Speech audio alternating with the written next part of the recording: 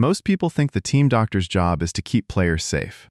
Yours is to get a broken man back on his feet and point him at the pitch. The whistle does not wait for medicine. Neither do you. It is a World Cup somewhere between 1950 and 1966, and the rulebook does not contain the word substitute. A team starts with 11 men. It finishes with 11, or it finishes with fewer. There is no bench of replacements, because a replacement is not permitted.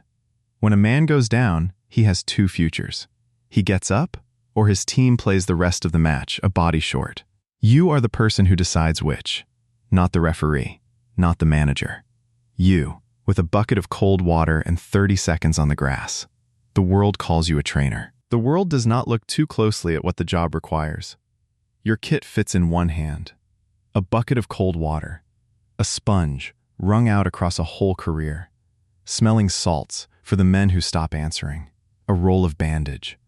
A bottle of something for the pain. That is the medicine available at the highest level of the sport, and most of it is water. You sit on a wooden bench at the edge of the grass. You do not coach. You do not pick the team. You wait. 90 minutes of waiting, broken only by the moment you dread. When a man in your colors goes down and stays down, the waiting ends and the running begins. You are on the pitch before the whistle finishes. The routine never changes. You look for blood first, because blood is the one injury a referee respects. You press the cold sponge to whatever hurts. You wave the salts under a nose that has gone slack. Then you say the only word the job allows, up. Because behind you, on the bench, there is no one. No replacement warming up. No fresh legs. The bench holds coats and a spare ball. A team starts with 11, is allowed to finish with fewer, and is never allowed to finish with more. Every man who cannot continue is a man subtracted, permanently, from a match still being played, so you count. 11 men in your colors, all match long. You count them the way a shepherd counts in a storm. The number is the only arithmetic that matters, and the number only falls. The men know the rules as well as you do. A player who limps to the touchline is not resting. He is resigning, handing his team to the other side for the afternoon, so they stay. Each one looks at you on the grass and asks to keep going, and he is not really asking. The first problem is the medicine.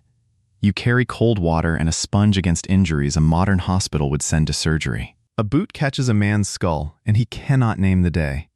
You wave the salts, wait for his eyes to track, and send him to mark a corner. A knee folds the wrong way and swells inside its stocking. You bind it tighter and turn him upfield. Nothing in the bucket heals. It buys minutes, and minutes are the entire product. When water is not enough, there is the bottle, and then the needle. A pain-killing injection into the joint, so the man stops feeling the thing that is trying to stop him. They call the sponge magic. The joke is old even then. The miracle worker with a bucket of cold water. But the sponge is not magic, and everyone knows it. Its only power is to wake a man enough to lie to himself for another 30 minutes. You are the magician. The trick is convincing a broken body it is not broken yet. The second problem is that the decision was never yours. The manager needs 11 bodies on the grass. The crowd needs the scoreline. The man on the ground needs to prove he is not the reason his side is losing. Every pressure on the pitch pushes the same way, and it is not toward his health. You are trained to protect him. You are paid to return him. When the two disagree, the one that signs your wages wins. The third problem is what 90 minutes does to an injury left untreated. A strain, kept running, tears through.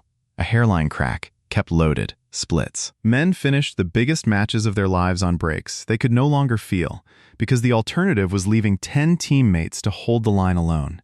You watch the leg give way in slow motion from 3 feet off. You are the voice that set up. The fourth problem waits for the injuries. Even the needle cannot mask. The man cannot run. The rules still refuse to let him rest. So he is walked out to the wing and abandoned there. A limping passenger, kept on the pitch for one reason, so the count still reads 11. One of your 11 is a ghost in the sun. A crippled 11 beats an honest 10, and everyone in the stadium has agreed not to say so. There is a match. There is always a match, where the arithmetic comes for you directly. Your best man goes down early and does not rise the way he usually does. You reach him. No blood. The referee looks away. You know before you touch the leg that it is finished. He knows too. He looks at the 10 men around him, then at you, and says the word you have heard 1,000 times. Up. You reach into the kit, past the sponge, past the salts, to the bottle and the needle at the bottom. You find the joint. You push the plunger. The pain goes quiet. The leg does not get better. It only goes silent, which the crowd cannot tell apart from healed. He stands. He runs on a numb leg for an hour more.